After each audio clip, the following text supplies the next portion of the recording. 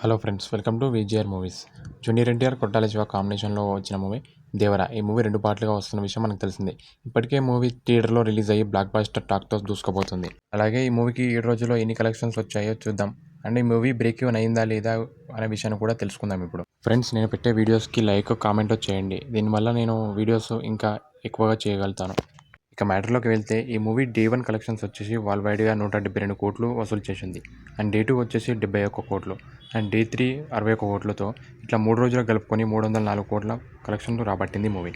4వ రోజు 30 కోట్లు, 5వ రోజు 30 కోట్లు, 6వ రోజు 32 కోట్లు, ఇట్లా 6 రోజులు కలుపుకొని 396 కోట్ల గ్రాస్ కలెక్షన్లు వచ్చాయి వరల్డ్ వైడ్గా ఈ మూవీకి. 7వ రోజు 9 కోట్లు వసూలు చేసింది ఈ మూవీ. ఇట్లా టోటల్ 7 రోజులు కలుపుకొని 405 కోట్ల గ్రాస్ కలెక్షన్లు వసూలు చేసింది వరల్డ్ వైడ్గా. ఈ విషయాన్ని మూవీ మేకర్స్ అఫీషియల్గా అనౌన్స్ చేశారు. అయితే ఈ మూవీ ప్రీలీజ్ బిజినెస్ 182 కోట్లు దాకా అయింది. అంటే 400 కోట్లు వస్తే బ్రేక్ ఈవెన్ అయినట్టు. అయితే ఈ మూవీ 405 కోట్ల గ్రాస్ కలెక్షన్లు వసూలు చేసింది.